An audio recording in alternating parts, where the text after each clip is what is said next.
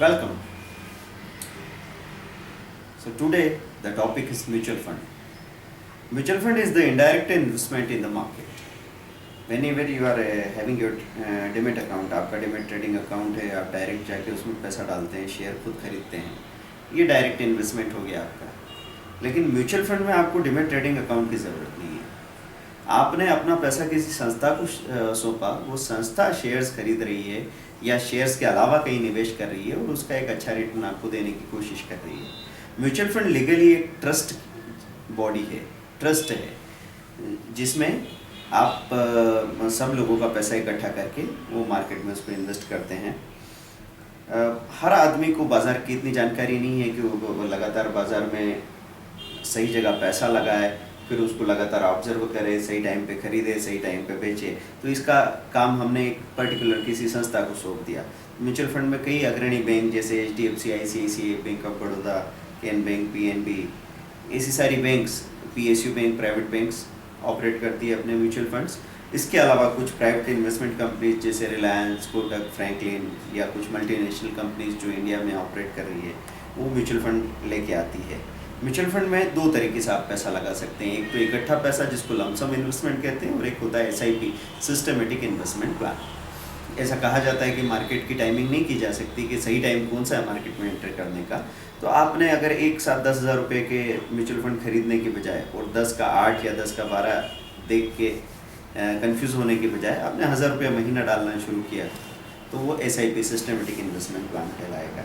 अब mutual fund के कई टाइप्स होते हैं। तो इसमें एक तो इक्विटी फंड होता है जो अपना 80 to 90% पैसा शेयर मार्केट में इन्वेस्ट करता है। फिर आते हैं आपके debt fund, liquid and gilt fund. Liquid and gilt fund आपका स्टॉक मार्केट में पैसा नहीं लगाते। तो इक्विटी फंड के टाइप्स को हमको समझना होगा। इक्विटी में एक होता है सेक्टर स्पेशल, दूसरा होता है डाइवर्सिफाइड। क्योंकि म्यूचुअल फंड को मेनली जिसमें ज़्यादा रिटर्न है वो इक्विटी फंड्स है, इक्विटी म्यूचुअल फंड्स। तो इनके दो टाइप है।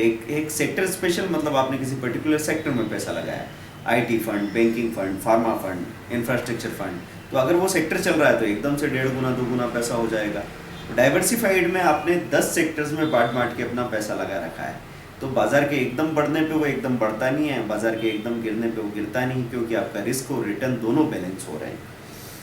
तो सेक्टर फंड और डाइवर्सिफाइड फंड, डाइवर्सिफाइड सबसे ज़्यादा पॉपुलर हैं। और डाइवर्सिफाइड में विविधीकृत फंड्स में भी 3 टाइप हो सकते हैं: large cap, mid cap, small cap. Large cap मतलब जो मेन ब्लू चिप कंपनीज है उनमें पैसा लगाया जा रहा है, तो वहाँ पे आपको रिस्क भी कम है तो रिटर्न भी कंपेरेटिवली थोड़ा कम है। मिड कैप फंड में रिस्क ज़्यादा है तो रिटर्न थोड़ा ज़्यादा है। स्मॉल कैप फंड में रिस्क बहुत ज़्यादा है तो रिटर्न भी बहुत ज़्यादा हो सकता है।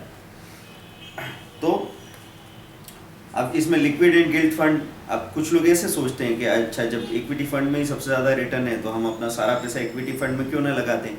तो इसी को कहते हैं फाइनेंशियल प्लानिंग को समझना, कि आप इक्विटी फंड में अभी अपना सारा 5 लाख रुपया लगा दें और वहाँ से गिरावट आए 5 लाख का 3 लाख हो जाए, तो 2 लाख का नुकसान देख के आप भूल जाएंगे म्यूचुअल फंड क्या चीज़ है। तो फिर कैसे ऑपरेट किया जाए? क्यों ना हम अपने 5 लाख रुपए के 5 टुकड़े करें, 1-1 लाख रुपए। अभी 1 लाख रुपए इक्विटी में डाला, 4 लाख रुपए आपने उधर लिक्विड और गिल्ड में डाल के रखा।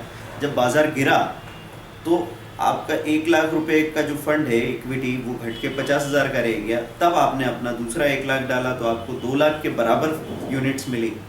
तो इस तरीके से आप बाजार की गिरने का, चढ़ने का, दोनों चीज़ों को फ़ायदा उठा सकते हैं। तो हर प्रोडक्ट बाजार में इसलिए है क्योंकि उसकी ज़रूरत है, मैं ये समझाना चाह रहा था। तो इक्विटी फंड में सेक्टर स्पेशल फंड और डाइवर्सिफाइड फंड में बता चुका हूँ। फिर कैपिटल वाइज लार्ज कैप बड़ी कंपनियां, मिड कैप मझोली कंपनियां, स्मॉल कैप छोटी कंपनियों को कहते हैं। म्यूचुअल फंड पे सेबी का कंट्रोल है, तो म्यूचुअल फंड को पहले से डिक्लेयर करना होता है कि उनकी आगे वर्किंग की पॉलिसी क्या रहेगी, किस सेक्टर में वो पैसा डालेंगे। तो ऐसा कभी नहीं होगा कि कोई IT फंड अपना पैसा IT फंड के नाम से जुटाए और कल को किसी दूसरे फंड में, दूसरे सेक्टर में पैसा लगा सके, क्योंकि सेबी को जो आपने बता रखा है उन रूल्स को, नॉर्म्स को आपको फॉलो करना पड़ेगा, चाहे फ़ायदा हो या नुकसान। और एक इन्वेस्टर को भी पहले से इन्फॉर्म किया हुआ है कि ये हमारा वर्किंग है, तो उन नियमों के दायरे में जो पहले से बताया, उसके दायरे में जो भी नुकसान फ़ायदा हो वो आप एज एन इन्वेस्टर आपको भी झेलना होगा। इसीलिए आपने सुना होगा mutual funds are subjected to market risk. ये एक लाइन बड़ी जल्दी से बोल के निकल जाया करते हैं म्यूचुअल फंड के एडवर्टीजमेंट में। म्यूचुअल फंड मार्केट रिस्क से सीधे जुड़े हुए हैं, तो कभी कभी कई बार आपको अपने मूलधन से कम धन भी नज़र आता है। तो जैसे शेयर की प्राइस होती है, म्यूचुअल फंड का होता है एनएवी, नेट एसेट वैल्यू। तो सपोज हम सब ने हज़ार रुपये दे के लोगों ने 100 करोड़ रुपया इकट्ठा किया, और वो 100 करोड़ रुपए से जो शेयर खरीदे गए उसके लिए टाइम है 6 महीने तक म्यूचुअल फंड अपना खरीदी कर सकते हैं। 6 महीने के बाद उनको उसमें जो भी खरीदना है वो खरीद लेना होगा, इससे ज़्यादा टाइम उनको नहीं दिया जाएगा। अब आपके 100 करोड़ हो गए 120 करोड़, तो हर एक रुपये का हर एक व्यक्ति का 1000 रुपया हो जाएगा 1200 रुपया। तो 10 रुपये की जो एनएवी है, नेट एसेट वैल्यू, वो हो जाएगी 12 रुपया। तो हर रोज़ की जो क्लोजिंग प्राइस होती है मार्केट की, उसके आधार पे शाम को 9 बजे के आसपास इन सब की एनएवी अपडेट होती है, आप सारी साइट्स में देख सकते हैं, है ना। फिर म्यूचुअल फंड खरीदने के 2 तरीके हो सकते हैं, एक होता है एनएफओ, न्यू फंड ऑफर, और दूसरा होता है रनिंग फंड। एनएफओ मतलब अभी लॉन्च कर रहे हैं, कोई 10 रुपये की यूनिट दे रहे हैं आपको, अभी अभी वो नए फंड के लिए पैसा जुटाएंगे और उसको फिर शेयर मार्केट में लगाएंगे, उसका जो रिटर्न आएगा। एक आता है रनिंग फंड। रनिंग फंड मतलब 2005 में 2007 में कोई फंड आया था 10 रुपये में, अब बढ़ते बढ़ते वो हो गया है 45 रुपीज़ का, और आपको लगता है कि उसने बढ़ते घटते मार्केट में अच्छा परफॉर्म किया है, तो आप वो 45 रुपीज़ वाला भी परचेज कर सकते हैं, रनिंग फंड। हमको सिर्फ इस बात की चिंता करना है कि 10 रुपये का 20 रुपये पहले होता है या 45 का 90 पहले होता है। क्योंकि जब पिछड़ा समाज होता है, जब फाइनेंशियली हम लोग बहुत ज़्यादा मेच्योर नहीं होते हैं, तो हम हमेशा सस्ती कीमत के पीछे भागते हैं। लेकिन कीमत में आपको चीज़ों की वैल्यू देखनी चाहिए। या हमारा काम है हम पैसे बढ़ाने के लिए म्यूचुअल फंड में पैसा लगा रहे हैं, अब वो यूनिट 10 रुपये की आए और देर से 20 रुपये हो, इसकी बजाय यूनिट 100 रुपये की आए और जल्दी 250 रुपये हो जाए, तो 100 वाली यूनिट को लेना बेहतर होगा। और इसने कैसा परफॉर्म किया उसका चार्ट आपको देखने को मिल रहा है। बहुत सारी साइट्स है, mutualfundsindia.com है, moneycontrol.com है, njfunds.com है, जो बड़ी अच्छी साइट्स है जो आपको म्यूचुअल फंड्स की सारी डिटेल बताती है। म्यूचुअल फंड खरीदते वक्त एंट्री लोड, बेचते वक्त एग्जिट लोड लगता है। एंट्री लोड तो लगभग खत्म किया जा चुका है। एग्जिट लोड, अगर 1 साल से पहले आप म्यूचुअल फंड की यूनिट्स बेच रहे हैं तो एग्जिट लोड लग सकता है। अब इसमें पहले open ended, close ended fund हुआ करते थे।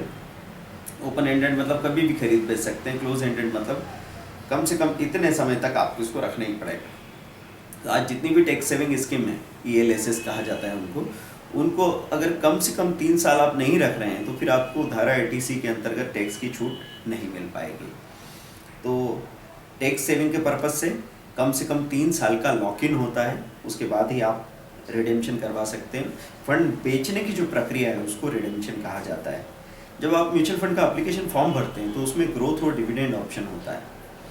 तो ग्रोथ ऑप्शन होता है कि जो भी आपका फ़ायदा आ रहा है उसकी भी यूनिट खरीदते जा रहे हैं और उसको भी री इन्वेस्ट करके कंपनी फाइनली जब आप एक बार मांगेंगे तो आपको पेमेंट देगी। और डिविडेंड का मतलब है आप चाहते हैं कि बीच बीच में जो फ़ायदा हो उसको भुना के और डिविडेंड आपको भेज दिया जाए। तो ऐसा नहीं कि डिविडेंड में कोई पैसा आपको अलग से मिल जाता है। डिविडेंड में यही हो रहा है कि जब वो डिविडेंड देंगे आपको 12 रुपये में से 1 रुपये का, तो आपकी NAV घट के 11 रुपये के आसपास रह जाएगी। और वही पैसा जो आपको मिला है उसको री इन्वेस्ट किया तो ठीक है, नहीं तो आपके 10,000 में से 1,000 का डिविडेंड आ गया और उसको आपने कहाँ खा पी के ख़त्म कर दिया पता भी नहीं चलेगा। इसलिए मैं सजेस्ट करता हूँ कि आप भले ही थोड़ा पैसा इन्वेस्ट करें लेकिन ग्रोथ ऑप्शन में जाएं तो ज़्यादा बेहतर होगा। तो लंबे समय में जब भी हम लोगों ने देखा है कि जैसे रिलायंस ग्रोथ करके प्लान रहा है या कोई दूसरे HDFC के प्लान रहे हैं, उसके दूसरे ICICI के प्लान रहे हैं, तो उसमें ग्रोथ ऑप्शन ने ज़्यादा रिटर्न दिखाया है। फंड बेचने की जो प्रक्रिया है उसको रिडेम्पशन कहा जाता है। तो जो स्टेटमेंट आपको भेजा जाता है उसके नीचे एक रिडेम्पशन स्लिप होती है, उसमें आप जब चाहें पार्शियल रिडेम्पशन या फुल रिडेम्पशन कर सकते हैं। पार्शियल मतलब आपके पास 1000 यूनिट है, आपने अभी 300 बेची। फुल रिडेम्पशन मतलब आपने जितना भी यूनिट है एक साथ बेच दिया, वो फुल रिडेम्पशन कहलाएगा। दूसरी चीज़ होती है SIP, सिस्टमेटिक इन्वेस्टमेंट प्लान। ये सबसे अच्छी चीज़ है जो हर एक को अपना लेनी चाहिए। ये 1000 रुपये महीना, 500 रुपये महीना, इवन 100 रुपये महीने के भी SIP कुछ शुरू की गई है। तो इस तरह का लॉक इन होता है इसमें कि 500 रुपये महीना है तो 12 महीने तक 6,000 रुपये इकट्ठे होने तक आप इसको बेच नहीं सकते। 1000 रुपये महीना है तो 6 महीने तक 6,000 रुपये इकट्ठा होने तक आप इसको बेच नहीं सकते। और 100 रुपये महीना है तो 5 साल तक 6,000 रुपये इकट्ठे होने तक आप इसको बेच नहीं पाएंगे। लेकिन बीच में अगर आप अपना पेमेंट रोक देना चाहें तो रोक सकते हैं। SIP में सबसे अच्छी बात होती है कॉस्ट एवरेजिंग, कि आपने कोई यूनिट सस्ती है कि महंगी है, अभी यहाँ से ऊपर जाएगी कि नीचे जाएगी ये तय करने में मुश्किल हो रही, तो आपने 2,000 रुपये महीने की SIP शुरू कर दी। तो 2,000 रुपये महीने की SIP आप अगर कर रहे हैं तो डेफिनेटली एक एवरेज में बात कर सकता हूँ कि 5-6 सालों में 2 से 3 गुना हो जाना बहुत आसान बात है। तो SIP आपको हमेशा ही करते रहना चाहिए। तो आपको इसमें न तो कोई टाइमिंग करने की ज़रूरत है, आपने एक बार फॉर्म साइन करके दे दिया तो आपके अकाउंट में से, बैंक अकाउंट में से सीधे ECS होके भी पैसा जाता रहेगा। ऐसा भी नहीं कि आप कोई प्रीमियम भरें और जाके पैसा किश्त का जमा करें, ये सब कोई टेंशन आपको रहेगा। तो SIP हर बच्चे को सिखाई जानी चाहिए, हर हाउसवाइफ को करनी चाहिए। और अगर उसमें कोई कन्फ्यूज़न हो आप हमको फ़ोन करके बात कर सकते हैं। दूसरी एक चीज़ होती है STP, सिस्टमेटिक ट्रांसफ़र प्लान, कि लोग SIP इसलिए नहीं करते कि उनके पास इकट्ठा पैसा नहीं है, वो SIP इस पर्पज़ से कर रहे हो शायद कि ये उतार चढ़ाव का टेंशन हम लोग नहीं लेना चाहते। तो ऐसे केस में मैं आपसे कहता हूँ कि आप STP कीजिए, कि आपके पास अगर लाख रुपया पहले से रखा हुआ है तो जब आपका 1,000 रुपया या 2,000 रुपया महीना SIP में जा रहा है, उस वक्त जो बचा है 99, 98, 97, 96,000, उस पर क्या रिटर्न मिल रहा है। वो अगर बैंक अकाउंट में सेविंग में रखा है तो उस पर 4-4.5% ही मिल पा रहा है। तो मैं कहूँगा उसको पहले एक MIP में डालिए पूरे 1 लाख रुपए को, और उसको SIP में ट्रांसफ़र कीजिए। तो इधर SIP में तो जो रिटर्न पहले मिलना था वो आप वैसा का वैसा मिलेगा, लेकिन MIP में जो आपके सेविंग अकाउंट में 3-4% का रिटर्न मिलने वाला था वो बढ़ के 7-8% हो जाएगा। तो ये 3-4% एक्स्ट्रा आपको मिल जाएंगे। और आप अगर ब्याज के गणित को समझते नहीं हैं तो आपको बिल्कुल पता नहीं कि साल का अगर 2% का भी रिटर्न में डिफरेंस आप लाते हैं सारा दिमाग लगा के, तो 30 सालों में आपके फाइनेंशियल प्लानिंग में कम से कम 2 करोड़ रुपए का फर्क आ सकता है। ये एक जादुई बात है। और इसी वजह से आपने देखा बहुत सारे बनिए, बहुत सारे व्यापारी ब्याज के घोड़े की वजह से बैठे बैठे बैठे महंगाई बढ़ती जाती है, उधर उनकी अमीरी बढ़ती जाती है, क्योंकि ब्याज के घोड़े पे वो सवार होते हैं। तो म्यूचुअल फंड्स के बारे में सारी बातें मैंने यहाँ पे कर ली है। आप बाकी जो भी चीज़ें हमारी वेबसाइट्स पे डिटेल ले सकते हैं, www.smallstoploss.in, www.speedearning.in, www.mcxcalls.co.in. Thank you very much. Bye.